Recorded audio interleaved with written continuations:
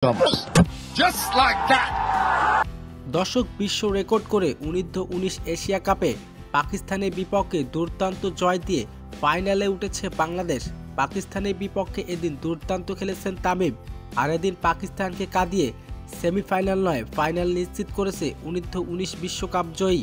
দর্শক বিস্তারিত থাকছে ভিডিওর প্রতিবেদনে। এদিন অনূর্ধ্ব-19 সেমিফাইনালে পাকিস্তানের বিপক্ষে খেলতে নেমেছে বাংলাদেশ। এদিন শুরুতে টসে হেরে ব্যাটিং করতে নেমেছে পাকিস্তান। এদিন মারুম মিধার দুর্দান্ত বোলিংয়ে পাকিস্তান ঘুরে দাঁড়াতে পারেনি বাংলাদেশের বোলারদের সামনে। শেষমেশ পাকিস্তান 50 ওভারে সবকটি উইকেট হারিয়ে 117 রান তুলেন। 118 রানের জবাবে এদিন শুরু থেকেই দুর্দান্ত খেলেছে বাংলাদেশের দুই ওপেনার। এদিন দুর্দান্ত ঝোড়ো ব্যাটিং করেছেন তামিম ইকবাল। তবে এদিন দুর্দান্ত ইনিংস দিয়ে মাত্র 2 উইকেট হারিয়ে 158 লক্ষ্যে পৌঁছে যায় বাংলাদেশ। আর এদিন পাকিস্তানকে কাঁদিয়ে অনূর্ধ্ব-19 এশিয়া কাপের ফাইনালে উঠেছে বাংলাদেশ।